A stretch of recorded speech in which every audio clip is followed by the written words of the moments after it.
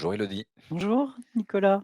et bonjour à tous. Écoutez, c'est la dernière séquence de cette, édition de la convention de Nantes. On va la passer ensemble jusqu'à 16 heures pour l'heure française, un petit peu plus tardivement pour ceux qui sont en Asie, mais tous on sort de déjeuner, donc on va essayer d'être, dans une version dynamique, j'ai envie de dire, offensive On n'a pendant pas une heure et bu quart. en plus, ça va? On Enfin, est bien là, on toi est dans tu n'as notre pas bu. état psychique, normal, Toi, donc tu n'as pas ça bu, va donc aller. tout va bien. Moi, j'ai un petit peu bu, mais c'est pas grave, j'ai moins de travail que toi.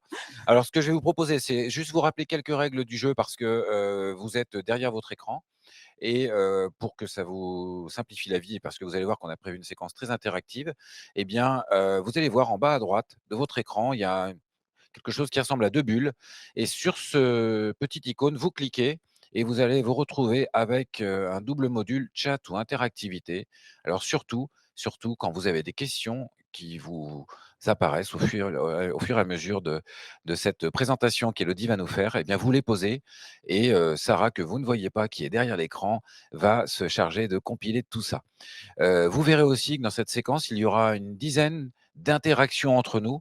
Élodie a voulu vraiment beaucoup d'échanges. Elle va vous interroger, vous challenger et donc on compte sur vous également pour, répondre à toutes, ces questions. C'est du vrai, du faux et vous verrez, ça va très bien se passer. Eh beh, écoutez, c'est parti.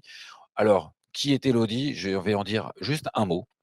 C'est quelqu'un qui a beaucoup de choses à dire sur les cons et vous verrez, c'est un bouquin qui est sorti hier, donc vous le trouverez peut-être pas encore au Vietnam, ou à Singapour, mais dans les librairies françaises, il est arrivé. Ce que les gestes et les mots disent des autres. En gros, avec Élodie, nous allons parler de communication verbale et non verbale. À partir de maintenant, le verbal, c'est pour toi. Merci beaucoup, Nicolas. Effectivement, l'idée lors de cette rencontre, c'était de revisiter des idées reçues. Alors, des idées reçues sur, le body language et il y en a énormément, mais aussi sur le verbal. Alors c'est vrai que quand je fais mes rencontres en club, le verbal n'est pas forcément une dimension que j'ai l'opportunité d'aborder. Donc, voilà, aujourd'hui je vais en profiter. Pour les gens peut-être que j'ai eu, la chance de rencontrer justement, eh bien sachez qu'il y a que la première question, voilà, qui est abordé en club. Donc voilà, ça vous fera une petite révision.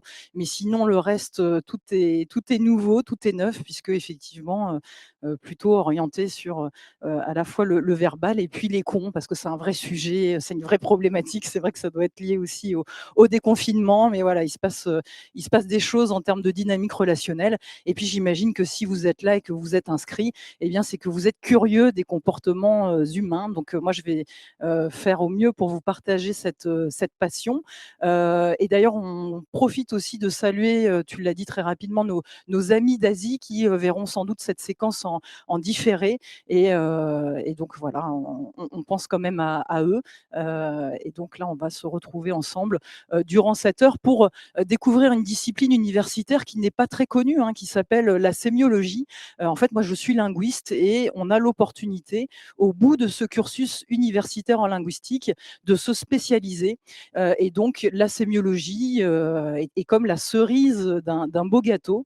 Et je vous ai mis cette citation-là parce que c'est vrai que c'est un point de départ assez important pour nous, justement, en tant que linguiste, d'avoir eu ce personnage, Ferdinand de Saussure, qui a fondé cette discipline. Alors, il disait, bah, on peut concevoir une science qui étudie la vie des signes au sein de la vie sociale. Donc, c'est vraiment ce qu'on va faire aujourd'hui. Il faut savoir que c'est très vaste, hein, la sémiologie, l'étude des signes. Ça peut être l'analyse d'un logo, ça peut être l'analyse d'espaces de déambulation, et puis ça peut être les comportements humains. Alors aujourd'hui, on va plutôt regarder cela. Et puis, ça peut être la sémantique aussi, donc l'analyse des mots. La sémantique est une petite partie de ce grand tout qui est la sémiologie. Donc voilà, je vais faire au mieux pour vous partager cette passion, parce que vous allez voir qu'on va découvrir un certain nombre de choses assez intéressantes qu'on n'imagine pas sur notre langage et nos manières de communiquer. À partir de maintenant, fais attention à ce qu'on dit. En tout cas, moi, je fais attention. Parce que comme j'ai fait une introduction raccourcie, et que j'ai oublié tout ce que je voulais dire sur toi, merci de l'avoir complété. Alors, c'est parti? Oui, Est-ce qu'on attaque par une première question? oui, tout à fait. L'idée, et merci de l'avoir souligné, c'était que ce soit assez interactif. Et donc, vous allez avoir un certain nombre de questions qui vont rythmer comme ça notre rencontre. Et la première, eh bien, c'était: les gestes sont rhétoriques, ils accompagnent le geste. Alors, est-ce que c'est vrai ou est-ce que c'est faux, cette affirmation? vous Donc vous laisse, double-cliquez en bas à droite pour ceux qui ne l'ont pas déjà fait. Dans l'écran interactivité, vous pouvez ensuite choisir vrai ou faux, tout simplement. Et ce sera le même exercice que l'on répétera sur d'autres questions. Eh bien, il y a peut-être des amis de Corée du Nord aussi aujourd'hui avec nous, puisqu'on a 100 de réponses, vraies. Alors là, Élodie, est-ce que nos 100 de participants, ça y est, on se rapproche de la Corée du Sud tout doucement. ouais, alors ça, c'est une vraie idée reçue, mais qui est on peut comprendre, elle est intéressante celle-ci. C'est effectivement d'avoir une lecture du geste comme étant très, co-verbal, c'est-à-dire le geste, accompagne la parole, accompagne le discours, il est rhétorique. Alors je comprends que vous ayez mis vrai, mais je commence de manière très provocatrice et volontairement pour vous dire: «Non les amis, vous ne pouvez pas réduire le geste à une dimension purement rhétorique». C'est-à-dire que le geste n'est pas purement, ornemental, il n'est pas là juste pour embellir le discours. Oui, vous avez bien, des gestes qui vont venir ponctuer, qui vont venir illustrer le discours, mais en définitive, les dernières recherches montrent que c'est beaucoup plus complexe que cela. Alors c'est pour ça que je commence de manière provocatrice parce que je dis non, les gestes ne sont pas que rhétoriques, bien au contraire. D'ailleurs, pour nous linguistes, eh ben, on va considérer que le geste est ce qu'on appelle idéatoire. Alors ça va très très loin cette histoire-là, puisque ça veut dire que le geste préfigure et aide à l'élaboration de la pensée. Donc le geste traduit notre activité cognitive, mais même il la prépare et il la permet, cette activité cognitive. C'est-à-dire que si pour une raison X ou Y, eh bien là, j'avais mes mains qui étaient pieds et poings liés, mon corps ne peut plus bouger, eh bien vous verriez qu'au bout d'un moment donné, j'aurais du mal à me retrouver dans mon argumentaire. Donc vous voyez que ça va beaucoup plus loin, cette histoire-là. Les gestes permettent l'idée. Donc c'est vraiment voir les choses par le petit bout de la lorgnette, si vous me permettez cette expression, de dire que le geste est uniquement co-verbal. Donc non, ça va beaucoup plus loin. Le geste est idéatoire. Et puis par ailleurs, c'est le schéma que je souhaitais vous montrer, on ne peut pas réduire la question du geste à la dimension ornementale. Regardez, c'est les travaux de Lynch et Jaffeux. Alors vous savez, c'est un peu mon petit défaut, ceux qui m'ont eu en rencontre le savent. Comme j'ai un cursus universitaire, je ne peux pas m'empêcher de faire des références scientifiques, mais c'est important quand même de savoir d'où l'on parle. Eh bien, si on considère que le geste est purement rhétorique et ornemental, eh bien, on va considérer que finalement, il n'est lié qu'à une seule partie du cerveau, qui est la partie violette, c'est-à-dire la région motrice. Je fais les gestes parce que je veux le faire de manière volontaire, intentionnelle. Mais vous voyez pas que c'est pas tout notre cerveau. Et la plupart du temps, les gestes que l'on fait sont des gestes non volontaires, non intentionnels, et c'est plutôt contrôlé par cette région sous-corticale qui est en orange en définitive. Donc, ce qui va nous intéresser aujourd'hui, eh bien, ce sont toutes ces petites choses, tous ces petits gestes, tous ces petits mots que l'on effectue de manière involontaire. Et c'est ça qui rend notre vocabulaire gestuel et notre vocabulaire sémantique aussi intéressant à regarder. Parce que finalement, si on considère que le geste, il est juste là pour faire beau, il accompagne, bon, bah voilà, mais c'est de la région motrice. Et c'est vraiment très réducteur par rapport à la globalité de ce qu'on peut voir. Et là-dessus, justement, je voulais vous montrer une vidéo un petit peu amusante parce que vous allez comprendre le hiatus. Today, start working on not touching your face because one main way viruses spread is when you touch your own mouth, nose, or eyes. Voilà, donc ça, c'est vrai que c'est la petite vidéo souvent que je montre en introduction, hein. Je vous disais après voilà, je vais pas reprendre des choses que je fais en rencontre, mais celle-ci, elle est vraiment amusante parce que, voilà, vous avez cette personne qui sait que, voilà, il y a le virus, il faut pas se toucher le visage et cetera, et malgré tout, elle le fait. Elle le fait parce que justement, c'est pas la même région qui gère, bah, ce qu'on veut faire, le politiquement correct, les discours construits et puis les gestes volontaires et puis ce qui nous échappe complètement. Alors, évidemment, c'est toujours plus intéressant de regarder ce qui nous échappe dans la manière dont on échange les uns avec les autres. Est-ce que ça trahit quelque chose, le fait qu'elle le fasse alors qu'elle dit l'inverse? Est-ce que ça veut dire Et quelque et chose? ben, ça vient prouver que justement on peut pas tout contrôler et qu'on a heureusement pour moi et des gens qui font le même métier que moi, cette petite faille dans laquelle on peut s'engouffrer parce que c'est vrai que c'est une question qui revient souvent. Finalement, est-ce que les hommes politiques, ils contrôlent beaucoup leur discours? Bah oui, mais on contrôle qu'une petite partie. La preuve, c'est que vous pouvez effectivement avoir une idée de dire: «Bah, quand je vais dire ces mots-là, je vais utiliser, effectivement, tel type de geste, c'est notre projet». Bon, OK, mais en définitive, vous voyez bien qu'il y a toute une partie qui nous échappe. Alors, une deuxième question, Élodie. Selon les mots qu'on utilise, est-ce qu'on peut modifier les comportements? Oui, c'était la question effectivement, est-ce que je peux modifier le comportement de quelqu'un en utilisant un type de mot particulier? Est-ce que c'est vrai ou est-ce que c'est faux? Est-ce que les mots ont ce pouvoir? Et on va demander donc à nos auditeurs, eh bien, de répondre toujours par vrai ou faux. On vous laisse quelques secondes pour le faire. Maintenant, vous maîtrisez l'outil. Bon, ben, on a un public, averti qui se 90-10, tu voilà, vois? Ça oui, bouge tout un à petit peu, fait, oui. mais large Non, mais parce majorité qu'ils décide. savent que je suis joueuse et que j'ai fait un petit piège pour commencer, donc effectivement, ils se posent des questions. Mais là, en l'occurrence, c'est plutôt vrai. Et c'est ce qui fait la richesse aussi de ce travail, de cette approche sur les mots. J'avais envie de vous parler de cette association, de vous donner quelques exemples et de la manière dont les mots justement, modifient nos comportements. C'est une association, l'association de Seattle qui, en 2015, s'est rendu compte que, il y avait énormément d'accidents de vélo. Alors hop, si j'ai excusez-moi, je vais passer, voilà, c'est parfait. Donc cette association se rend compte qu'il y a énormément d'accidents, avec les cyclistes. C'est catastrophique puisqu'il y a des décès et cetera. Ils se disent: «Il faut qu'on fasse quelque chose» et alors ils ont une idée, ils ont mis en place une charte linguistique et ils ont changé quelques mots. Alors par exemple, je vous en ai mis quelques ex et voilà, ils ont changé cycliste par, personne faisant du vélo. Alors ça paraît rien, hein, comme ça, et puis ils ont changé aussi accident par une personne qui conduisait une voiture est entrée en collision avec. Alors, je vous le disais, ça paraît anodin, mais en définitive, qu'est-ce que ça a fait? Ça a permis de personnifier l'événement. C'est-à-dire que l'accident, bah, pas de bol. Dis donc ce matin, j'ai bah, pas de bol, il y a voilà, j'ai pas vu, j'ai tourné à droite, il y avait un cycliste, bon. Donc le fait de personnifier l'événement fait que finalement, on a réussi à responsabiliser également les personnes qui conduisaient. C'est-à-dire que l'accident, c'est pas, tombé du ciel, ça sort pas du chapeau comme ça, c'est bien un acte qui a entraîné cet accident-là. Et donc en modifiant les mots, bah, finalement, ils ont modifié les perceptions et le nombre d'accidents a diminué. Alors ça, c'est un phénomène qui est quand même assez connu en linguistique. C'est vrai que il faut savoir que en termes de philosophie du langage, hein, c'est des questionnements qu'on s'est posés depuis très longtemps, de savoir quel est l'impact et le lien entre les mots et la chose.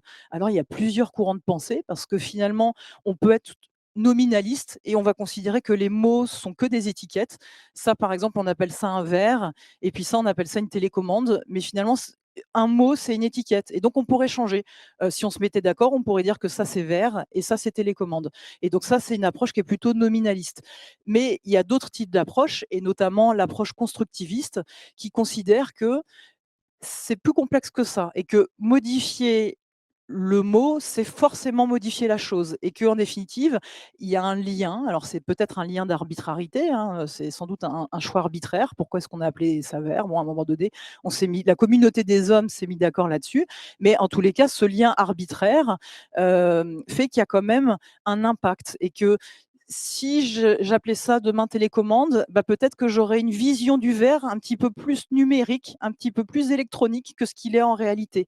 Et cette vision constructiviste, effectivement, elle consiste à dire que les mots modifient et façonnent notre rapport au réel. Évidemment, enfin je dis évidemment, mais quand on est linguiste, on a plutôt tendance à être effectivement constructiviste, aussi. Il y a eu beaucoup de travaux qui ont abordé cette question-là. Je vous donne aussi un autre exemple, par exemple, en bassa, qui est une langue bantoue, eh bien, on a 2 termes pour parler des couleurs chaudes et des couleurs froides. Donc on va utiliser «oui» pour les couleurs froides et «ziza» pour les couleurs chaudes. Alors que nous, par exemple, dans notre vocabulaire, bah, si je te demande de me nommer des couleurs froides, peut-être qu'il y en a qui te passent, par l'esprit? Aucune. Je suis nul en couleur. Le Le noir, c'est une couleur froide? Non, c'est considéré comme une non-couleur. C'est une non-couleur, ça, voilà, mauvaise pioche. Ou des couleurs chaudes comme celles qu'on a. Alors d'ailleurs, on a peut-être un mix derrière nous, mais effectivement, des couleurs froides, tu vas avoir le bleu, le vert, on va même faire le distinguo avec l'indigo, alors que les couleurs chaudes, on va faire le distinguo par exemple entre le jaune, le orange, le rouge. Et c'est intéressant parce qu'on pourrait se dire, mais finalement, est-ce que les personnes qui parlent bassa, est-ce que du coup ils sont daltoniens? Est-ce qu'ils ne voient pas les différences? Et en fait, c'est pas du tout ça. Ils ont leur bâtonnet rétinien qui fonctionne très très bien, il marche très très bien. Simplement, la langue a décidé que c'était pas pertinent de rentrer dans la différenciation des couleurs. Donc ça ne veut pas dire que les couleurs sont pas perçues, mais la langue considère que c'est pas pertinent. Et donc, quand on est constructiviste, on va jusqu'à dire que c'est la langue qui décide, qui discrimine finalement qu'est-ce qui est pertinent de ce qui ne l'est pas. Et donc forcément, ça va influencer notre manière de voir le monde, parce que sans doute que c'est pas la même chose de voir le monde juste en opposition couleur chaude, couleur froide et avec un dégradé. Donc c'est ça qui est assez intéressant dans cette logique-là. Après, il y a plein d'autres courants, mais là, je vais paraître mystique, mais on pourrait penser aussi qu'il y a un rapport essentialiste peut-être entre le mot et la chose et que c'est pas choisi par hasard, etc. Mais je ferme cette parenthèse. Et il y avait un autre exemple également que je souhaitais vous partager avec vous. C'est notamment une expérimentation, une équipe de chercheurs qui a fait une petite expérience où ils se sont dit: «Tiens, il y a un problème de maladie nosocomiale dans les hôpitaux, comment est-ce qu'on peut faire pour que ça diminue?» Et donc on va demander aux gens de se laver les mains. Et pour demander aux gens de se laver les mains, ils ont mis des petits messages sur les pancartes et ils se sont amusés à regarder, donc en salle d'opération, quelle était la pancarte la plus efficace. Alors, ça a été une étude évidemment menée de manière très sérieuse, hein, c'est-à-dire que chaque semaine, on vient relever le niveau de savon présent dans le récipient qui est juste à côté pour se laver les mains. Et donc, voilà, on fait des tests donc à plusieurs échelles, dans plusieurs salles, répétés, etc. Et donc, c'est intéressant ça parce que d'après vous, je vous pose la question comme ça, vous pouvez répondre dans le chat si vous le souhaitez, mais on a 3 énoncés. Le premier, c'est l'hygiène des mains vous évite d'attraper des maladies. Le second, c'est l'hygiène des mains évite que les patients attrapent des maladies. Et le troisième, gel en entrée, propreté en sortie. Et bien, sur ces 3 énoncés, il y en a un qui a été beaucoup plus efficace que les autres et qui a permis notamment une augmentation de l'utilisation de gel hydroalcoolique à plus 30%. Donc, vous voyez, c'est quand même pas anodin. Donc, les gens se sont beaucoup plus lavé les mains. Quand je dis les gens, c'est les médecins, les infirmiers, etc. Alors, peut-être vous vous demandez lequel de ces énoncés. Tiens, tu dirais quoi? Moi, quand je pense que je vais avoir faux, je vais vous dire qu'est-ce qu'il fallait pas répondre. Moi, j'aurais dit le 3 qui, Eh ben, c'est marrant. Eh ben, c'est intéressant parce que donc c'est pas celui-là, mais moi aussi, quand j'ai découvert cette étude, je me suis dit tiens, c'est vrai qu'on est souvent habitué à des sonorités ou des jingles et puis on se dit bon, ça peut bien sonner. punchline un Il y a une peu. punchline, exactement. Et donc moi aussi, j'ai pensé ça. Non, en définitive, c'était l'énoncé numéro 2 qui montre qu'on n'est pas si égoïste que ça et que finalement, quand il y a une alerte sur, en fait, vous le faites pas forcément pour vous, mais vous le faites pour les autres, eh bien, ça avait plus d'incidence. Donc, vous voyez que la manière, finalement, les mots que l'on choisit et puis la manière aussi, bien sûr, de les mettre en syntaxe, de les mettre en musique, fait que on a un impact et on peut modifier les comportements des gens. Alors, il y a une discipline maîtresse qui a beaucoup développé ça ces derniers temps. C'est notamment le nudge, hein, ce qu'on appelle le nudge, littéralement le coup de pouce, qui permet aussi, selon l'agencement des escaliers, par exemple, le fait de les mettre en piano ou de mettre des couleurs, etc., fait que les gens ont plus envie de prendre les escaliers que les escalators, etc., etc. Pour vous, messieurs, la fameuse petite mouche dans les urinoirs pour être sûr que vous n'en mettiez pas partout. Bon, voilà, c'est des petits coups de pouce. Alors, on est sur des objets, mais vous voyez que ça fonctionne aussi avec les mots. Donc voilà, j'avais juste envie de vous partager cela parce que je trouve ça intéressant de voir parfois à nos corps défendants comment on peut être orienté là-dessus. Est-ce que tu veux qu'on passe? Ouais, alors il y avait, non, c'était, voilà la question. Pardon? Non, je t'en prie, Nicolas. Oui, mais c'est eh ben, écoutez, on va vous proposer une nouvelle question. Est-ce que nous avons tous une signature verbale qui nous est propre? C'est toujours pareil, vous avez le choix entre vrai et faux. Il n'y a pas de troisième option ce coup-ci. Ah, on verra qu'il y a ça, il y en a, ça va se corser, parce qu'il faudrait peut-être une troisième option, Tu effectivement, crois? pour certaines. Moi, j'aurais dit oui, mais on va voir ce que pensent, nos auditeurs. Bah, visiblement, tu es pas le seul. On a cette tendance, effectivement. À avoir faux? Non, non, mais c'est vrai. Bah, j'ai bien fait d'être taquine sur la première, comme ça après j'ai mis le doute pour toutes celles qui Voilà. arrivaient derrière, effectivement. Non, non, c'est vrai, on a tous une signature verbale qui nous est propre. Ça paraît, complètement dingue, hein, parce qu'en définitive, on parle et on parle la même langue, alors après, bien sûr, c'est des références, culturelles, un petit peu, que qu'on partage, des référents, et ça fait partie aussi d'un apprentissage. Heu, alors, juste avant de parler là-dessus, sur l'affaire Grégory, parce que justement on va y revenir, mais dans les mots que tu utilises en fait, Nicolas, et les mots que vous utilisez vous, ben, il y a plein d'indicateurs que vous donnez en définitive aux autres, notamment, bah, par exemple votre niveau qu'on pourrait appeler soit social ou socio-culturel. Est-ce que vous utilisez des mots un petit peu empruntés? La poudre de perlimpinpin, c'est vrai qu'on l'entendait pas tous les jours, celle-ci, ou est-ce que vous utilisez un discours plutôt usuel? Bah, déjà ça va renvoyer un petit peu sur votre niveau social. Votre origine évidemment géographique, est-ce que vous dites poche ou est-ce que vous dites, sac? Quand tu vas faire les courses, si tu habites dans le sud-ouest, on va te demander: «Est-ce que tu veux une poche?» Bon, bah, du coup ça te renseigne, et admettons un bordelais qui arriverait sur Paris, il demanderait une poche, et bah, tu verrais, même au-delà de l'accent aussi évidemment qui renseigne, le fait de prêter attention au type de mots qu'il va utiliser peut, te renseigner là-dessus. Pareil, hein, la fameuse chocolatine ou le pain au chocolat.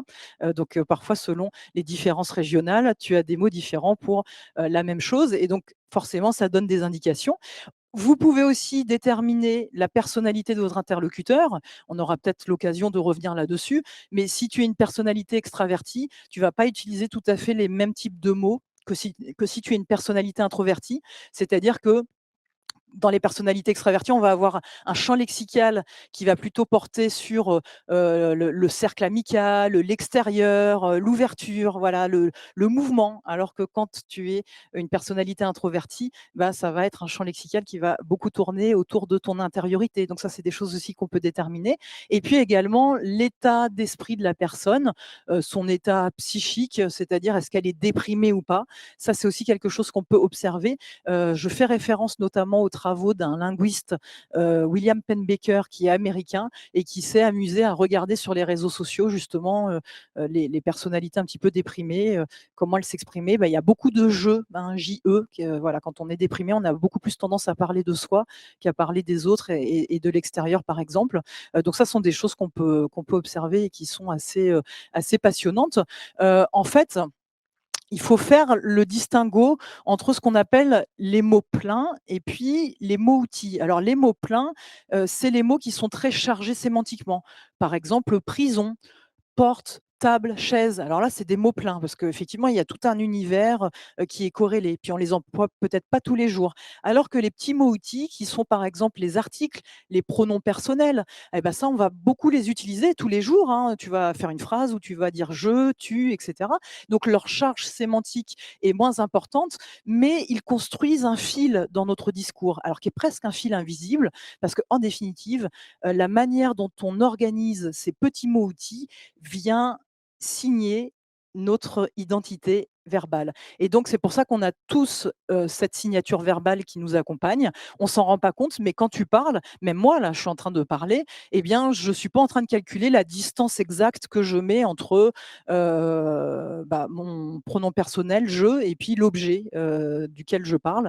Je compte pas l'interstice entre les mots. Eh bien, tout ça se fait de manière inconsciente, mais l'agencement des mots-outils entre eux porte, mon identité verbale, et justement, quand je vous montrais, cette affiche-là du petit Grégory, eh bien, c'est en référence à toute une discipline, qui est celle de la stylométrie, qui est un courant particulier de la linguistique, qui va justement analyser, alors là avec de l'intelligence artificielle, hein, avec, des ordinateurs, mais qui va s'amuser à compter, bah, les mots, voir comment ils sont agencés entre eux, donc beaucoup les mots outils. Et dans le cadre de l'affaire Grégory, bah, écoutez, avec la stylométrie, on sait maintenant qui est le corbeau, et vraisemblablement c'est Jacqueline Jacob qui était la grande tante du petit petit Grégory. Et ça a été permis justement par l'analyse approfondie des lettres qui avaient été envoyées et de tous ces petits mots et de la manière dont ils sont espacés les uns avec les autres. Donc on a tous cette signature verbale qui nous est propre, mais qui nous échappe complètement. C'est ça qui c'est beau. Est-ce que je peux te poser une question? Non Oui, pas piège, mais oui. tu me fais penser à ce matin pour ceux qui étaient, en conférence, et derrière vos écrans, pendant la plénière, ce jeune de 17 ans.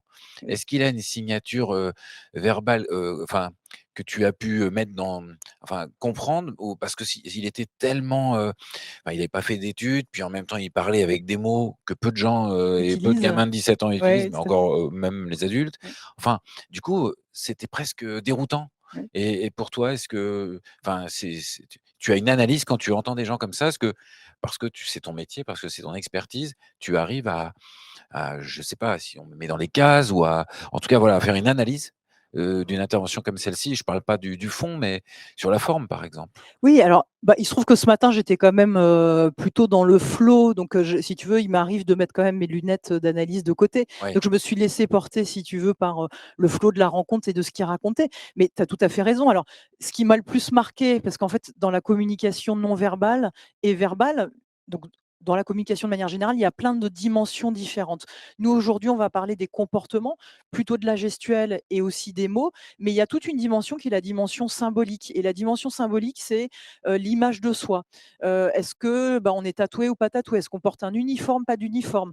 Comment est-ce qu'on est habillé? Tout ça renvoie une certaine image de soi, alors parfois qui nous échappe et puis parfois qui est un petit peu construite. Et c'est vrai que ce matin, ce qui m'a plutôt marqué, c'était cette faille temporelle portée par ce jeune homme qui effectivement était très jeune, mais dans ses habits est arrivé en costume avec sa canne. Et effectivement, on était là sur le registre, alors c'est plus, voilà, pour être tout à fait transparente, c'est plus ce qui a attiré mon attention, ce décalage qui se situait au niveau symbolique et qui en même temps était très fort par rapport effectivement à tout le discours qu'il portait, cette manière dont il faisait le pont avec un travail sur le bois, effectivement, qui est un travail plutôt ancien dans nos imaginaires, et puis lui, de par sa jeunesse, qui portait tout ça. Mais voilà, même ses vêtements avaient le goût de l'ancienneté et son visage tout jeune, c'était ça qui m'a en effet interpellée. d'accord. Merci et Mais pardon je t'en pour prie. ce Non, non, mais c'est très intéressant, c'est très intéressant.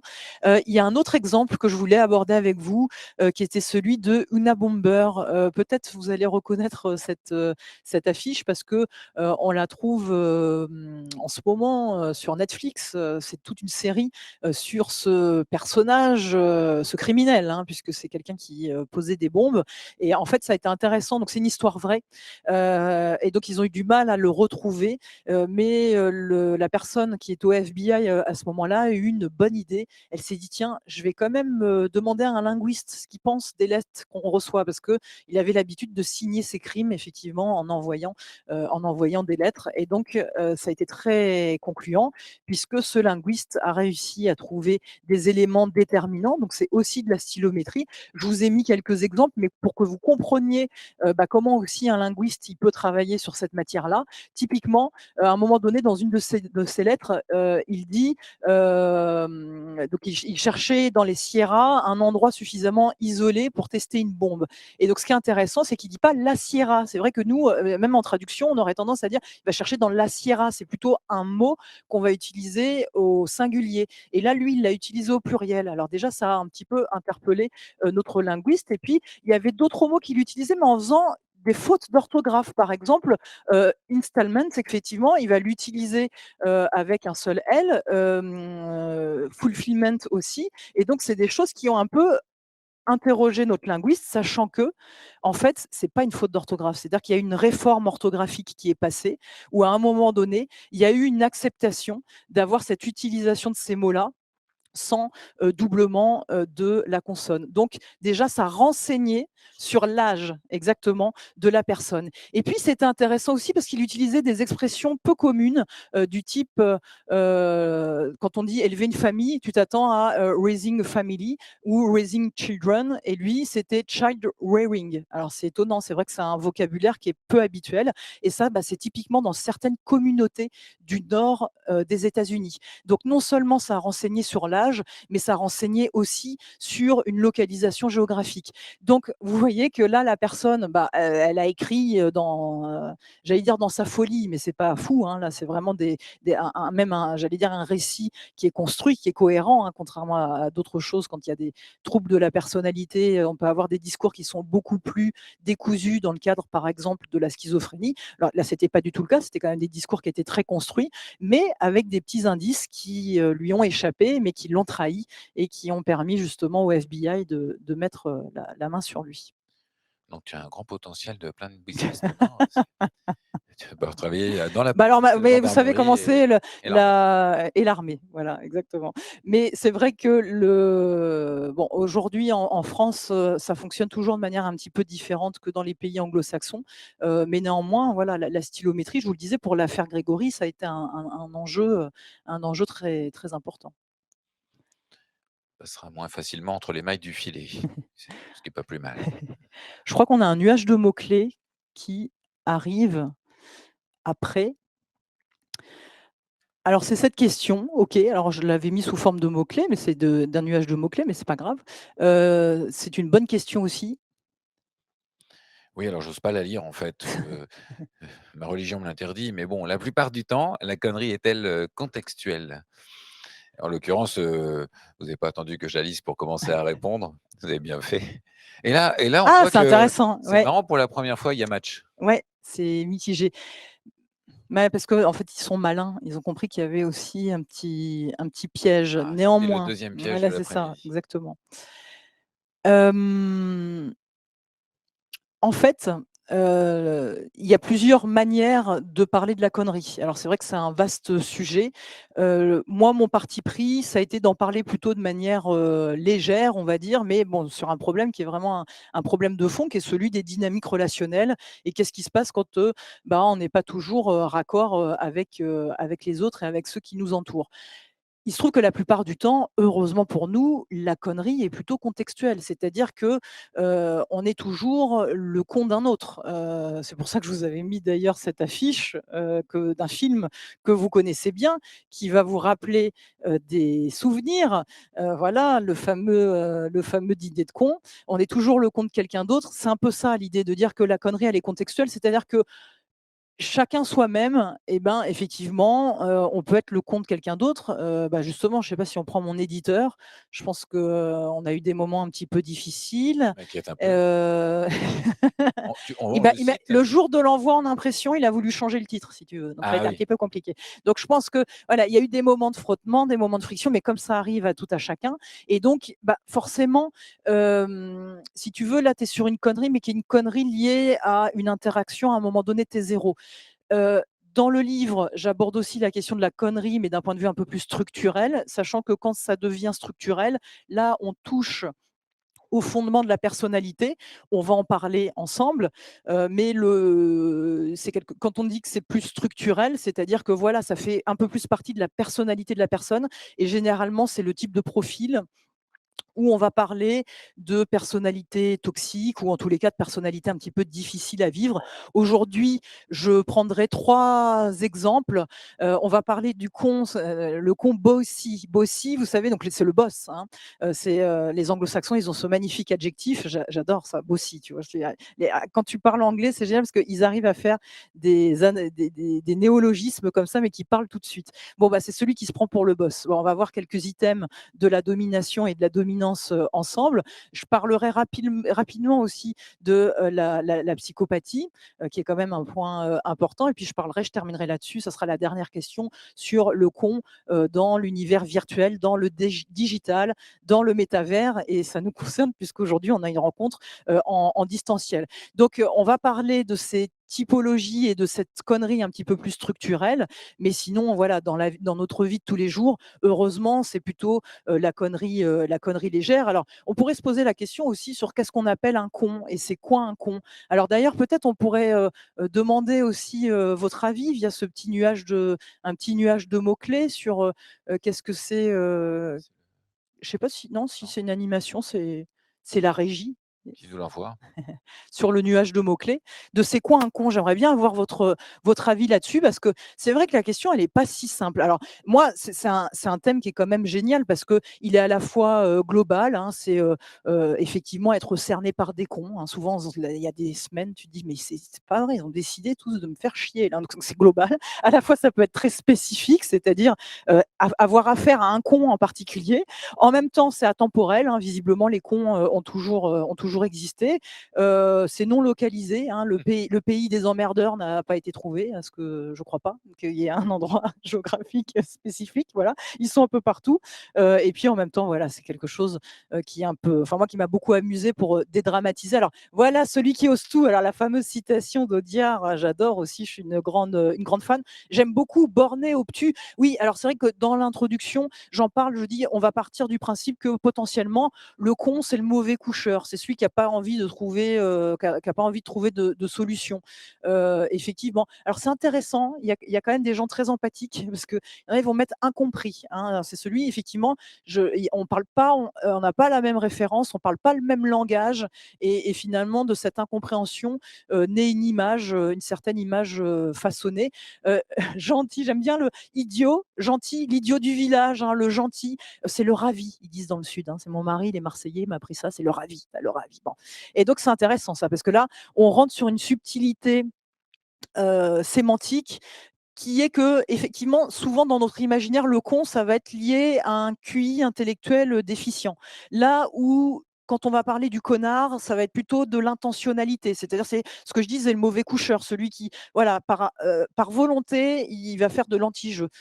Moi, c'est vrai que je rentre pas dans toute cette palette sémantique-là. Je pourrais d'ailleurs parler de l'enculé aussi, qui est très connu à Marseille, hein. C'est une ponctuation, hein, c'est le fameux C'est très le sud. fameux voilà, c'est très sud, c'est la fameuse ponctuation, c'est le sketch de Bosso, j'adore aussi ce voilà. Donc c'est la ponctuation que tu mets comme ça. Donc il y a toute une palette sémantique. Moi, j'ai pris cet item-là, ce mot-là en particulier parce que, c'est le plus générique, mais bien sûr, dans, les profils qu'on va détailler ensemble, prenez un malin plaisir à utiliser le terme qui, sera pour vous, le plus adéquat et d'y mettre les personnes qui, vous semblent le plus, représentatif ou la plus représentative, hein, parce que bien sûr, il y a bien la parité, sur cette question-là. C'est important de le redire. Mais vous voyez, c'est très intéressant ce nuage de mots-clés parce que merci, d'avoir participé là-dessus, parce qu'on a un petit peu tout ce tableau, effectivement, avec à la fois obtus, borné, mais aussi le côté, le manque d'empathie, hein, pas sympa, et puis, effectivement, le côté un peu plus, naïf, gentil, limité, et cetera. Donc, on a un beau, portrait qui est dressé là. Et je trouve que vous avez, bien joué le jeu. Merci beaucoup. Il y a eu, beaucoup Ah mais c'est un d'investissement dans thème ce qui dernier. fonctionne bien parce que ça parle à tout le monde, c'est Ouais. ça qui est bien. Et alors, on a quand même une information à vous donner, c'est que sur la convention APM, on a vu 0 con, en 24 Alors heures. c'est pas les chiffres dont on va parler après, mais, Il y a des îlots de bonheur. C'était ici. Alors par contre, à la sortie de la convention, hier après-midi, il y en avait, mais, c'est un parti pris de ma part, c'est positif. donc je crois qu'on va passer à l'autre question. Eh bien, alors attends parce que C'était l'autre question qui a voilà, parfait, c'était ça et donc qui était, ouais. Alors est-ce qu'un con change d'avis facilement? Qu'est-ce que tu dirais toi? bah, moi je change souvent d'avis, alors je mettrais bien vrai, mais, je me mettrais bien parmi les cons si tu veux, en toute, Bah, modestie. alors souvent je dis sans rigoler, je dis: «Non mais on écrit que sur les sujets qu'on maîtrise, hein, donc moi il y a pas de problème, j'assume aussi, on a le droit, hein, d'avoir, il y a des jours avec et des jours sans, hein, Ouais, c'est comme ça pour tout le monde». et quand il y a que des jours sans, est-ce qu'on est un con? Ouais, bah, c'est là où ça devient structurel et il faut quand même se poser les questions. Mais généralement, si c'est vraiment Relativement. structurel, c'est plutôt les autres qui vont t'amener, mais toi tu te poseras pas forcément les questions. Mais très intéressant. Alors là, pareil, hein, j'exagère un peu parce que la manière dont je pose mes questions, c'est pas facile. Parce que selon votre, sens de lecture, vous pourriez me dire, «Oui, bah, c'est vrai finalement, le con, il change d'avis facilement parce que, justement, on va avoir un exemple, il va avoir tendance à se conformer sur les comportements des autres». Donc de ce point de vue-là, il y a un petit côté girouette. Mais d'un autre côté exactement, mais d'un autre côté, il se trouve que quand même, là, c'est la porte ouverte à ce qu'on appelle les biais cognitifs. Il y a notamment ce fameux biais de confirmation qui fait qu'on reste en permanence collé à une première idée qu'on a eue. Et donc, en définitive, c'est vrai que l'être humain, et pas que les cons, mais l'être humain de manière générale, est ainsi fait que quand on a une idée en tête, on a du mal à se décoller là-dessus. Et souvent, ça m'arrive de citer, c'est les travaux de Vincent Ponce, qui travaille sur la... Alors, c'est génial, les anglo-saxons, ils ont tout un courant, ça s'appelle la biologie politique, donc les comportements en politique, mais aussi les comportements des électeurs. Et donc, il a bien montré que, par exemple, avoir une élection présidentielle, alors là, en l'occurrence, c'était celle avec Trump et Clinton, Hillary Clinton, je précise le prénom puisque effectivement il y avait eu son mari, mais donc là Donald Trump et Hillary Clinton, et finalement il a montré que les débats télévisés avaient changé. Il y avait 2 personnes sur 10 qui avaient changé d'opinion, mais donc c'est-à-dire qu'il y avait 8 sur 10 qui depuis des mois avaient bien leur idée de pour qui ils allaient voter. Donc on change pas d'avis tant facilement. Il y a bien ce biais de confirmation. Donc quand on a une idée, on s'y tient collé, mais ce qui est très intéressant quand même, c'est que vraisemblablement, il y a une influence de la grégarité. Ça veut dire quoi? Ça veut dire qu'on est très influencé par les comportements de nos congénères. Et ça, il y a un sociologue qui a beaucoup travaillé dessus, c'est Salmon H, qui a travaillé sur le syndrome de Panurge, ou ce syndrome de la conformité. Et justement, il y avait cette petite vidéo que je souhaitais partager avec vous, c'est le fameux test de l'ascenseur. Et donc, vous allez voir, c'est amusant parce que vous allez voir une personne dans l'ascenseur, et si ça veut bien se lancer, chers amis, voilà. Vous allez rigoler. Donc bien sûr, la personne, elle sait pas que c'est un test, hein, mais quand elle est rentrée dans l'ascenseur, elle est rentrée de ce côté-là, qui est plutôt logique puisque c'est là où les portes s'ouvrent. Et toutes les personnes qui vont rentrer dans l'ascenseur vont rentrer dans le sens inverse. Et donc vous allez voir qu'en fait pour la personne, c'est pas logique pour elle, mais c'est très inconfortable en fait cette situation d'être le seul. Mais pourtant il est dans le bon sens, hein, on est d'accord que c'est le sens le plus logique, hein. C'est le test de l'époque. Oui, c'est ça, exactement, de l'époque, ouais, ouais, tout à fait, du syndrome de Oui, oui. Panurge, et très discrètement, touc, touc, touc, au début, je me mets que 2-3 quarts et puis après, de toute façon, je vais finir l'expérience, je vais vraiment être, de l'autre côté, donc face au mur, hein, en définitive, ce qui est pas du tout le sens habituel. Alors bien sûr, vous pouvez reproduire et reproduire, avec des personnes différentes, hein, évidemment. Donc là, on va avoir la même chose. Donc là, c'est intéressant aussi de voir toute cette gestuelle d'inconfort. On va regarder les pieds, on va être là, on va commencer à gigoter un petit peu, on va regarder un petit peu partout, dire: «Bah, tiens, qu'est-ce qui se passe?» Hop, et voilà. Pourtant, c'est pas Donc intuitif. non, c'est pas intuitif, c'est totalement contre-intuitif. Donc ça, c'est vraiment ça, c'est ce fameux syndrome, et hop, même en même temps, Il est tiens, encore pire bam, là, la cadence, à l'inverse. allez.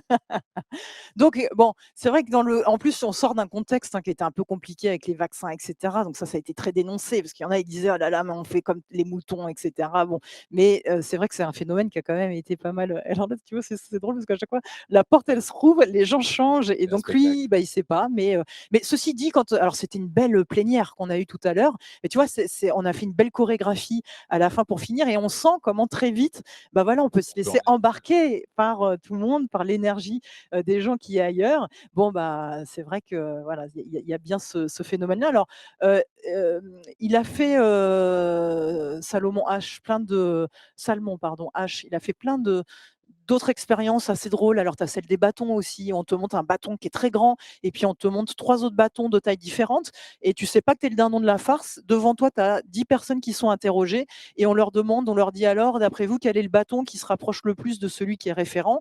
Et tous les autres, ils vont choisir celui qui est le plus petit, donc qui ressemble pas du tout au bâton référence. Mais comme tous ceux qui te précèdent, ils ont dit que c'était le plus petit qui ressemblait, toi, tu vois bien que c'est pas celui-là, mais tu vas quand même répondre celui-là. Ce qui est plus inquiétant, c'est que, en 2005, il y a eu une équipe de chercheurs qui a reproduit la même expérience, donc avec les bâtonnets cette fois, pas l'ascenseur, mais les bâtons, et ils ont regardé l'IRM, enfin le cerveau des gens sur l'IRM. Alors, ils s'attendaient bien à ce qu'il y ait des zones du cerveau qui soient modifiées. Le fait que je sois un peu surpris comme ça du comportement de mes congénères, fait que oui, il va y avoir des choses qui vont se modifier dans mon cerveau. Mais là où ils ont été très surpris, c'est de voir que c'est les zones liées à la spatialisation, justement, qui ont été modifiées. Ça veut dire qu'en fait, à force de voir les autres qui disent: «Non, non, mais celui-là, il est pas si petit que ça, il est de la même taille que l'autre», ben, la perception de ton cerveau vient se modifier et vraisemblablement, tu le vois plus si petit qu'il n'est, en définitive, ce bâton-là. Donc voilà, c'est des expériences en psychologie sociale qui sont passionnantes, parce qu'effectivement, la sémiologie vient aussi frôler avec d'autres disciplines, hein, la psychologie, notamment tous les courants anglo-saxons. Dès qu'on parle de communication, notamment non verbale, c'est beaucoup des psychologues qui en parlent. Mais voilà, c'est vrai que c'est des comportements qui sont assez exceptionnels et étonnants à observer. Je sais pas s'il y a un lien, mais tu me fais penser à Albert Moukébert, qui est un excellent expert de l'ABM et sur en gros, faites attention à votre cerveau Oui. qui vous joue des tours, quoi. Ouais, Je sais pas exactement. si Oui, oui, mais là-dessus, c'est ça, c'est des problèmes de représentation, mais là complètement influencés effectivement par les autres. Et puis il y avait une autre expérience dont je voulais vous parler. Alors je vous ai mis quelques images, elles étaient tirées, cette émission. Hop, je passe, voilà. C'était Le Jeu de la mort, qui était passé en 2010 sur France 2, et qui reprenait une expérience très connue des années 60 qui est l'expérience de Milgram. Peut-être elle vous rappelle quelque chose. Il s'agit d'administrer au fur et à mesure que la personne donne de mauvaises réponses des zones, enfin des courants électriques. Donc en fait, plus ça va dans le jeu, au début, tu envoies un petit jus comme ça, parce que bon, la personne elle a mal répondu. Bon, allez, hop, tiens, je t'envoie un petit courant, une petite impulsion électrique. Et puis, bah, plus ça va, plus effectivement, et tu es au courant que, et puis tu entends la personne, hein, la personne pleure, dit arrêtez, arrêtez, je veux arrêter de jouer, etc. Mais tu as la présentatrice qui est là. Alors là, la présentatrice remplace le scientifique qui avait la blouse blanche dans l'expérience de Milgram et qui demandait aux gens d'aller jusqu'à la dose fatale, puisque effectivement tu vas, c'est écrit, hein, tu dis là si tu mets ce courant électrique là, la personne risque de mourir. Et donc dans l'expérience de Milgram, c'est un scientifique qui dit si si vous devez y aller, etc. Et puis dans l'expérience là, c'était la présentatrice télé qui faisait très bien son rôle d'ailleurs, puisque elle était là en disant si si vous devez vraiment aller jusqu'au bout, c'est filmé, je vous rappelle que c'est filmé, il y a des gens qui vous regardent là. Et donc, c'est très difficile pour les gens. On avait à peu près les mêmes résultats, c'est-à-dire 80% de personnes qui vont jusqu'à donner la petite impulsion finale fatale. Donc, c'est vrai que c'est des chiffres qui sont assez impressionnants.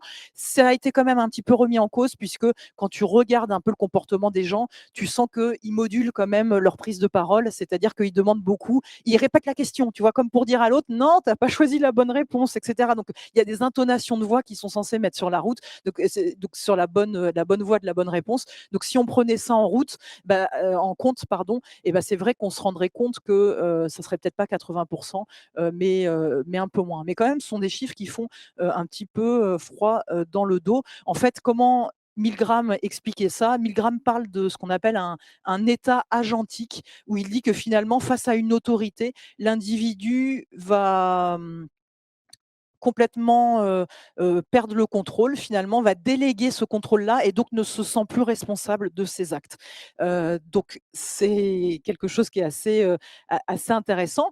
Il y a une expérience un peu plus récente et je vous ai mis l'image du protocole expérimental qui est celui avec justement un autre dispositif. Là, on retrouve un petit poisson qui est dans un aquarium et là, en l'occurrence, les individus doivent envoyer une dose de poison. Et donc, tu as 10% de chances de tuer le poisson, 20%, 30%, et puis, etc.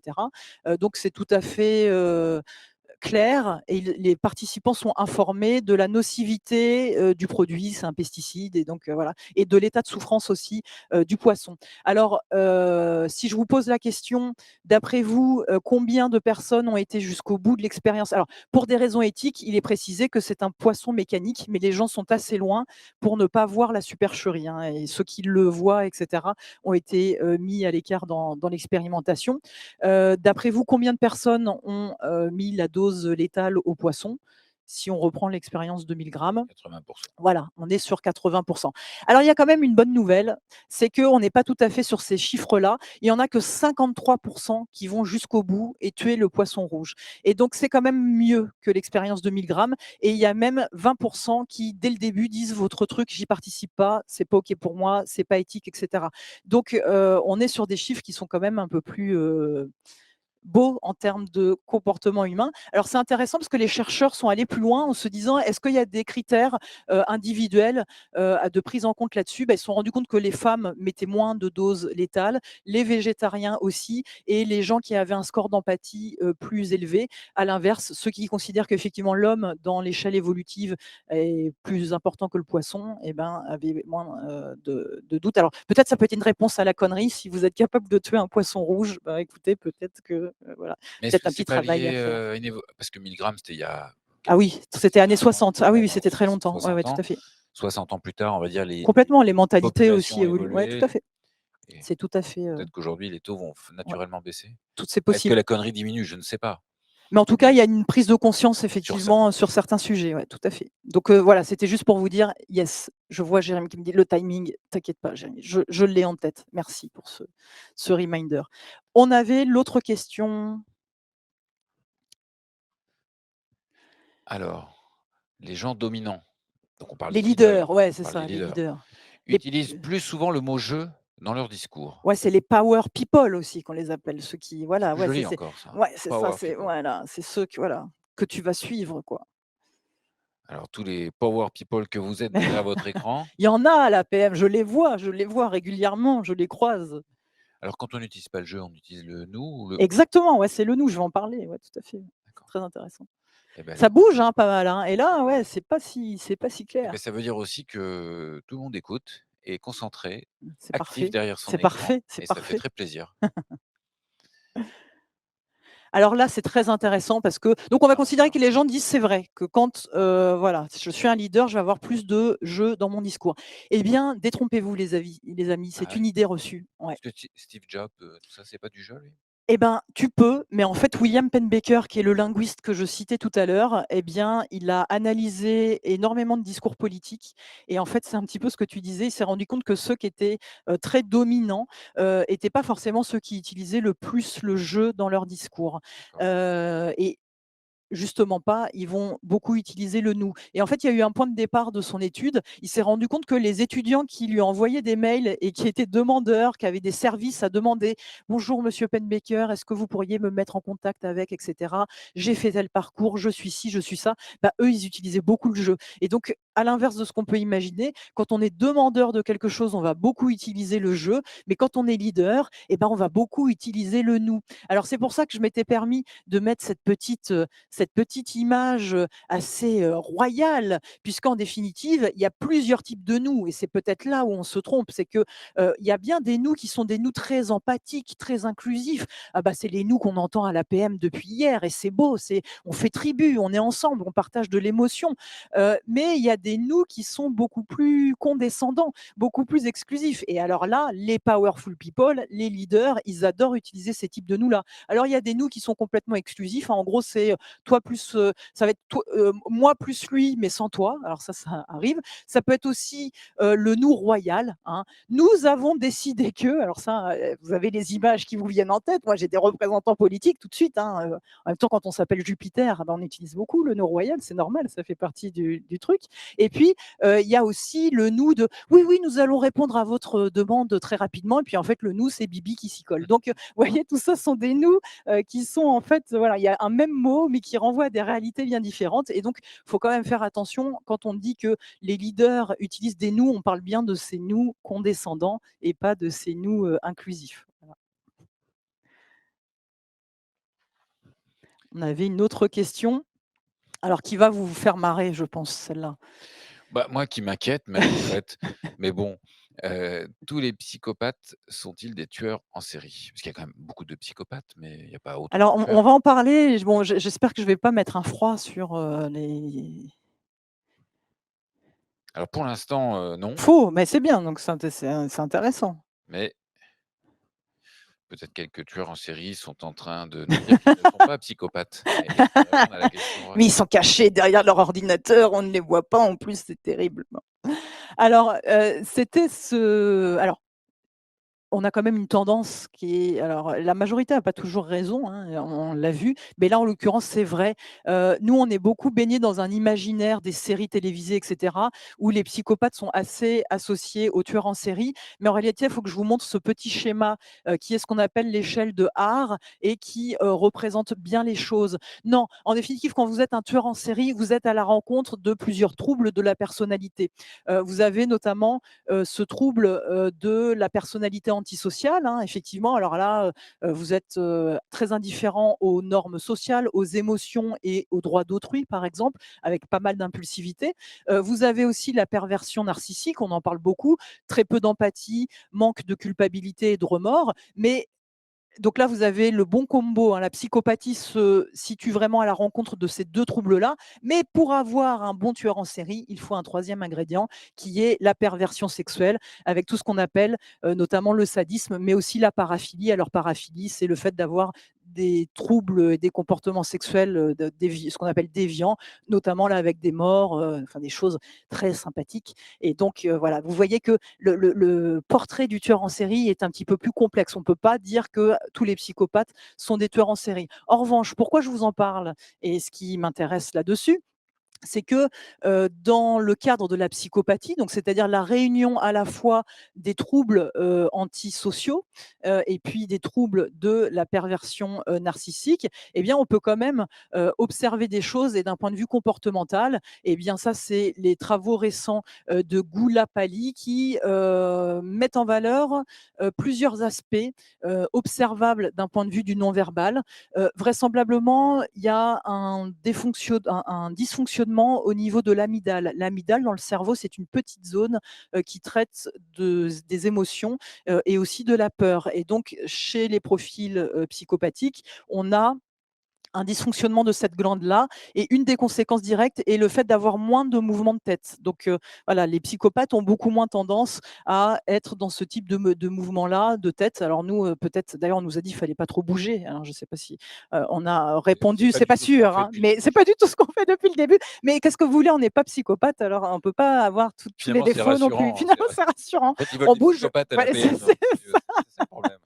et nous, bah voilà, donc on bouge beaucoup de la tête, mais c'est plutôt un bon signe. Il y a aussi le fait qu'il y ait peu de dilatation des pupilles. Alors ça, je vous l'accorde, c'est un petit peu plus difficile à observer, mais le fait qu'il y ait moins de sensibilité au plaisir fait qu'il y a moins de dilatation des pupilles. Et puis, par contre, quelque chose que vous pouvez observer plus facilement, c'est une incongruence entre des items, par exemple le sourire, et puis la violence des mots qui sont proférés. Quelqu'un qui vous dit des choses très désagréables avec un magnifique sourire, bon, bah là, cette incongruence-là, ajoutée au reste, bien sûr, parce qu'on n'est jamais que sur un seul item quand on fait de l'analyse comportementale, mais c'est vrai que voilà, l'incongruence peut quand même vous interpeller là-dessus. Je pense qu'on peut arriver à ma question, qui est sans doute ma question préférée de toutes celles qu'on a prévues sur les 10. Eh ben, ah oui, parce que elle est beaucoup plus difficile, il y a 3 réponses possibles, c'est ça? Voilà, exactement. Le nombre de Alors, psychopathes au poste clé de dirigeant. Alors, ça représente quoi? 1%, 5%, 12%? voilà, Ça vous concerne un petit peu directement, hein, je suis désolée, hein, alors, mais faites-vous mal. faites-vous mal. Ceux En qui fait, je suis répondent C, c'est ça. Non mais m'inquiètent un petit peu, mais pour l'instant, vous êtes la majoritaire presque. Attention ah les non, c'est 1 là, non, tu vois ça va. 48. Ce qui va être inquiétant, c'est d'avoir la réponse peut-être. Bah, surtout qu'on est nombreux là, depuis 2 jours là. On est j'ai envie de dire presque un tiers, un tiers, un tiers. Bon, j'exagère, mais c'est quand même assez partagé. Allez, Ah la non, moitié sur 1 quand même, regarde, 1. la moitié Qui sont ouais, la optimistes. moitié pense que c'est la moitié sont optimistes. Ouais. Ouais. Et alors, est-ce qu'ils ont raison?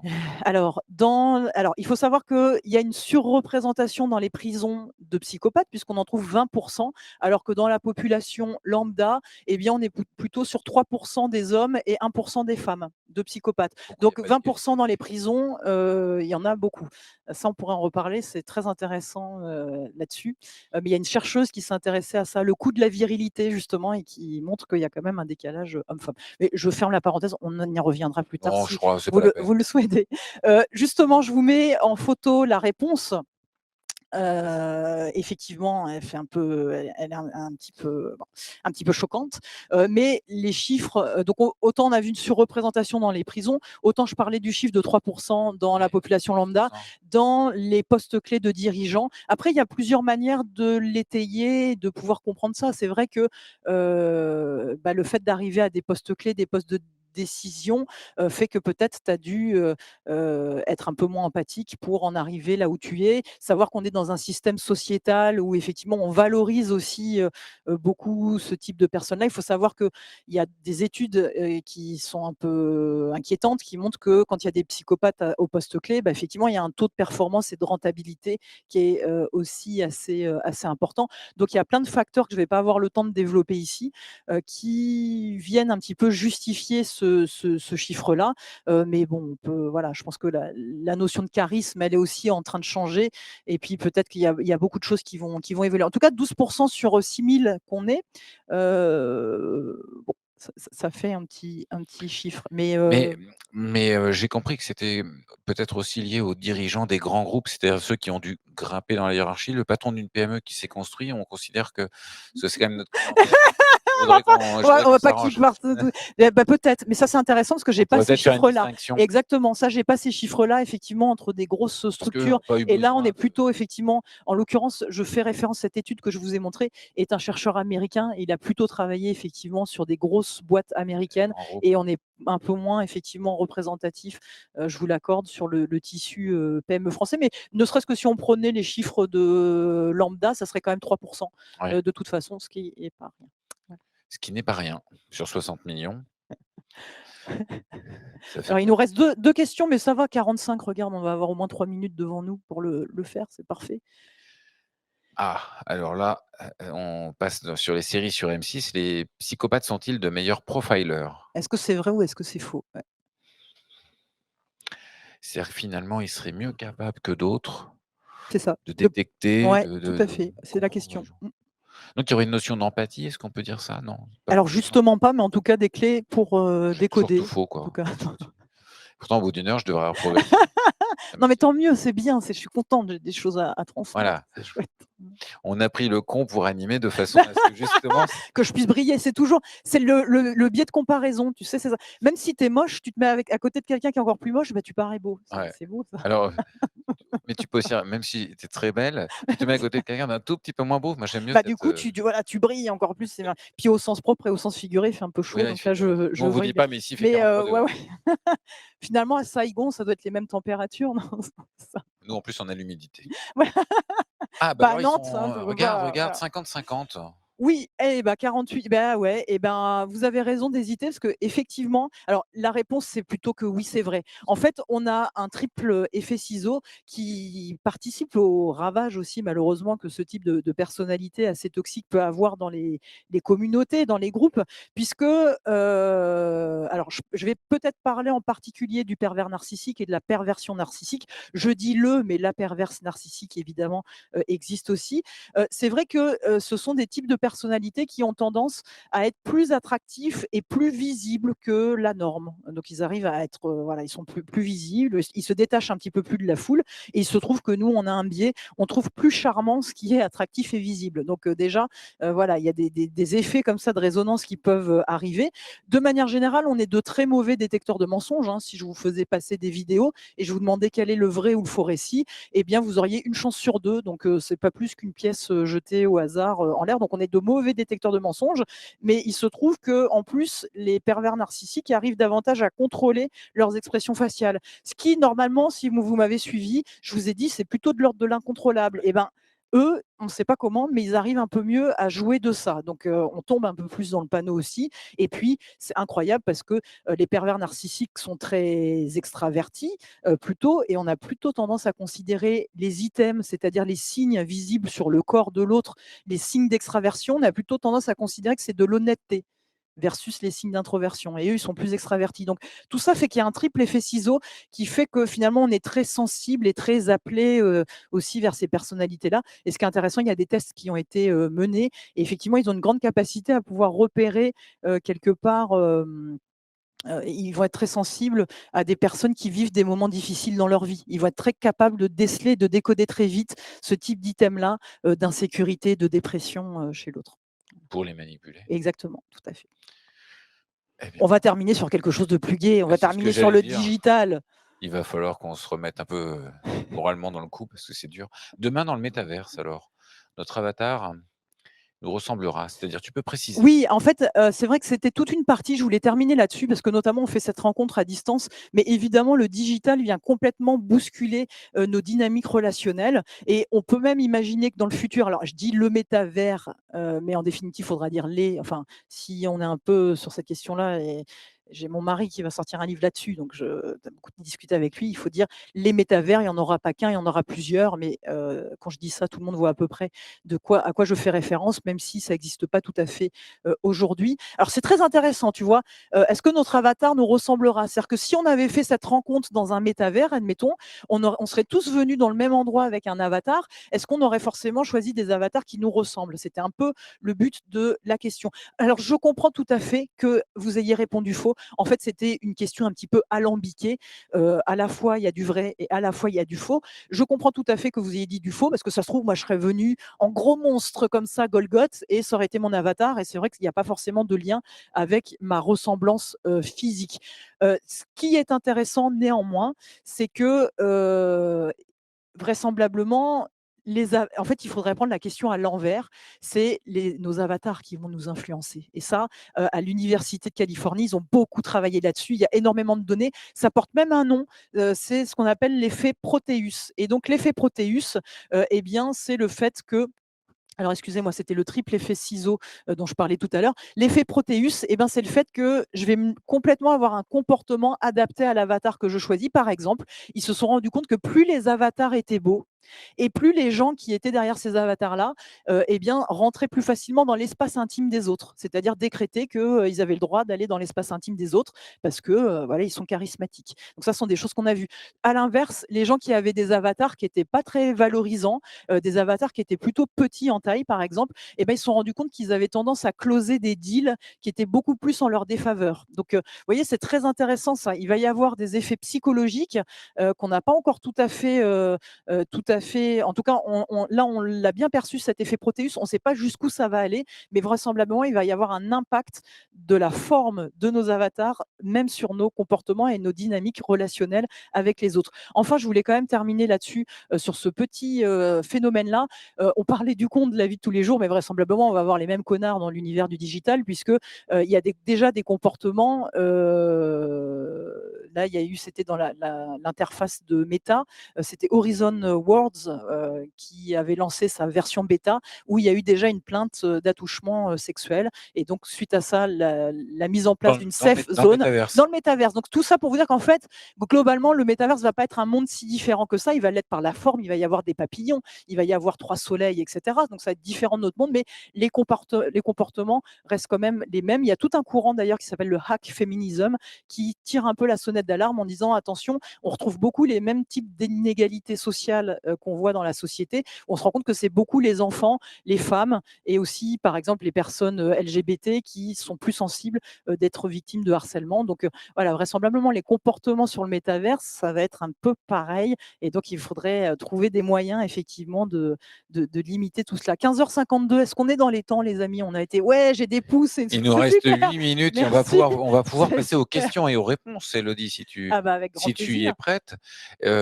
Peut-être que la régie, parce que vous savez que derrière nous, il y a 253 personnes qui sont à la régie et qui nous surveillent et qui vont peut-être nous passer des questions, mais le temps qu'elles arrivent, j'ai noté une remarque tout à l'heure sur le chat. Je n'ai pas noté la personne et pardonnez-moi. Les cons, ça ose tout. C'est à ça qu'on les reconnaît. Ouais, c'était la fameuse citation C'est la d'Audiard, fameuse effectivement. citation. Alors, il y en Mais a elle est une autre belle aussi. quand même. Ouais, elle est très belle. Et puis, il y a aussi, si on mettait les cons en orbite, t'en finirais pas de tourner. Voilà, elle est charmante. Alors, Ah, c'était un sacré réalisateur. est-ce que ce sont les questions que l'on voit passer ici? Alors, ah oui. Sur le chat GPT. Intéressant. Je te la lis ou tu arrives à voir d'ici, toi? Oui, alors je veux bien que tu la lises quand même, Ouais, comme ça on est ça tous te ça te permet de raccords. prendre le temps d'y Yes. réfléchir. Une reformulation par des outils comme ChatGPT conserve-t-elle cette signature verbale? Eh ben, c'est une excellente question. Je ne sais pas. Je n'ai pas du tout, des outils de réponse là-dessus. Effectivement, ChatGPT, c'est quand même un sacré truc. Alors de prime abord, moi j'ai beaucoup travaillé sur la langue de bois et donc les techniques de dissimulation en langue. Je pense que ChatGPT va être un beau réservoir de cette langue de bois, c'est-à-dire avec des formules plutôt distanciées, tu vois? Un petit peu comme une sorte de Neutre. communication neutre, voilà. C'est une hypothèse, évidemment, j'ai pas regardé encore, donc il faudrait que je valide cette hypothèse-là, mais c'est une bonne hypothèse de travail de départ. Donc ça serait une signature verbale, assez moindre, assez pondérée, plutôt langue de bois, avec en tout cas beaucoup de distanciation au niveau des affects, mais super question. Alors au boulot, bah, vous voyez exactement, dès que je vais quitter Nantes, dans mon train, je vais savoir quoi faire. Mais tu vas avoir beaucoup de Mais c'est boulot un vrai parce enjeu, hein. qu'il y a déjà une nouvelle version de ChatGPT, donc si ça change tous les mois, il va falloir que tu bosses, tout le temps. Les Mais mots c'est des qu'on vraies questions. utilise, peuvent modifier les comportements. Cette assertion est-elle vraie dans toutes les cultures? Alors c'est vrai qu'on n'a pas parlé de la dimension Oui, culturelle qui est exactement. un point très important quand même de, nos échanges au niveau du langage verbal, langage non verbal. En fait, je ne vous l'ai pas présenté, mais il faudrait presque, enfin, c'était un peu le schéma du cerveau que je vous ai présenté au début, où c'est comme une couche d'oignon. En fait, il y a, l'individu, dans son identité, dans sa physiologie, après dans sa personnalité, après il y a effectivement la culture, et puis il y a plein de couches d'oignons comme ça qui viennent se rajouter. Donc c'est vrai que la dimension culturelle est un spectre, est un niveau que l'on peut aller explorer, mais vraisemblablement sur le choix des mots et la modification des comportements, il y a pas les exemples que je vous ai cités, justement, je vous ai parlé des Bassa, de la langue bantoue, etc., exprès pour vous dire, bah, c'est pas que dans notre culture à nous, ça se situe effectivement dans un champ enfin, interculturel. Elodie, encore une question. Merci à Ah, tous de poser vos questions et elles sont surtout intéressantes n'hésitez en pas. plus, hein. Est-ce qu'il faut gommer la signature verbale pour promouvoir l'égalité des chances? Alors, c'est une question qui est vraiment très, très intéressante parce qu'en ce moment, on parle beaucoup d'écriture inclusive. Moi-même, quand je dis bonjour, j'ai tendance à faire bonjour à tout.te.s pour dire bonjour à toutes, bonjour à tous. Mais c'est une grande question qui est très débattue. C'est une question, il ne faut pas le cacher non plus, qui est assez idéologique, voire même idéologisée. Bon, c'est vrai, quand on est linguiste, et bon, j'ai beaucoup de mes collègues linguistes, ils sont à fond sur l'écriture inclusive. Moi, j'ai plutôt tendance aussi à être favorable, même si en termes de lisibilité, c'est vrai que parfois c'est quand même pas la panacée. Donc moi, j'ai toujours tendance à favoriser davantage la lisibilité. Puis ensuite cette question-là, mais j'ai d'autres collègues qui seraient totalement opposés à ce que je viens d'énoncer.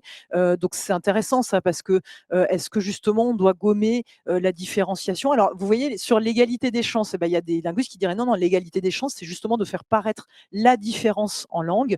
Et je voyais, il y a des articles qui parlaient d'Elisabeth Borne suite au 49.3, en disant la chef du gouvernement exprès, 2FE. Effectivement, on pourrait avoir tendance à dire qu'en termes de représentation et d'imaginaire, plus j'ai de noms qui sont féminisés et plus j'inclus, et du coup je participe à une vision du monde où les femmes font partie de cet univers-là. Mais effectivement, bah oui, je suis d'accord, lire un livre en écriture inclusive, c'est impossible. Et d'ailleurs, le mien n'est pas en écriture inclusive. J'ai juste mis à un moment donné que quand je parle du con, je parle aussi de la conne, et puis que ça m'arrive à un moment donné de le mettre. Mais effectivement, c'est des questions qui sont, un peu plus complexes peut-être que ce que le débat public ne laisse paraître, et les linguistes entre eux, sont pas ont plutôt tendance à dire: «Oui, il faut faire apparaître les différences», mais il n'y a pas non plus de concorde totale sur cette question-là. Mais c'est des questions qui sont vraiment très intéressantes, parce que j'entends aussi dans l'idée de gommer que finalement plus on va aller sur des discours qui sont, neutres, et puis plus ça va convenir à tout le monde. Je sais pas. Moi, je sais pas. J'ai pas de réponse oui ou non sur cette question-là. C'est des questions qui méritent d'être creusées, surtout dans le climat social actuel. Mais il y a pas de bonne ou de mauvaise réponse. Mais en tout cas, il y a des expérimentations qui se font. Elodie, malheureusement le temps, passe très, très joue vite. toujours contre Est-ce que nous. tu as envie de nous donner, je sais pas, un mot de la fin, la minute de la fin, quelque Oui, chose, que oui. tu voudrais partager Oui, pour conclure? et ben, pour conclure, c'est vrai que j'ai un peu, dit effectivement sur les psychopathes et cetera, les dirigeants. Moi, j'adore venir à l'APM, je vous adore parce que c'est notamment dans le contexte social actuel, c'est très difficile d'entendre: «J'aime mon travail et j'aime entreprendre» et moi, rien que de venir vous voir et de partager cet esprit entrepreneurial, pour moi, c'est ça l'APM et je trouve ça très beau et très fort et voilà, moi, ça me nourrit, beaucoup et donc je suis très heureuse, d'avoir pu partager aussi ce temps-là avec vous à distance, mais ensemble. Et donc, merci aussi à toi, Nicolas, pour ton animation. Alors j'ai un mot important à vous dire avant que vous ne nous quittiez pas. Mais quand même, ce qui m'inquiète, c'est que vous êtes, je crois 2 500 derrière votre écran, donc 12 fois 2 500, ça fait beaucoup de psychopathes. Il va falloir consulter ce soir pour vous rassurer, savoir si vous êtes dans les 12 ou dans les 88. Nous allons nous quitter dans 1 minute et en fait, vous allez vous retrouver dans un espace de speed meeting qui va vous permettre d'échanger alors là, c'est la machine qui va le faire avec, des collègues qui étaient eux aussi à distance et ce qui va vous permettre, si vous voulez, de partager votre feedback sur, l'échange que nous avons eu depuis 1 heure ou toute autre chose. Mais en tout cas, c'est un moment qui va durer, je crois, un certain temps. La régie 45 minutes au maximum. Restez là, profitez-en, échangez, rencontrez d'autres, personnes que vous n'avez pas pu rencontrer puisque vous étiez, coincés ou derrière votre écran et surtout pas en capacité de nous rejoindre. Alors on va vous remercier vraiment d'avoir Oui, et je vois participé à des cet merci, échange. Virginie, Eric, bon, c'est super. Eh ben, on vous remercie Ouais, tous. On espère que vous avez passé un moment, utile et en tout cas, moi j'avoue que j'ai pris beaucoup de plaisir. Merci ouais, Élodie et merci. merci à nos 250 personnes en régie Merci. et on va vous souhaiter surtout un bon retour après, cette convention. Donc, vous quittez votre bureau et ensuite vous rejoignez dans votre voiture et vous rentrez à la maison ce soir et j'espère que vous aurez passé une super convention comme on a pu la passer. Il y aura des replays, il y aura plein de moments. Pour l'instant, vous allez de l'autre côté de l'écran et faites ce speed meeting pour ceux qui le souhaitent. À bientôt.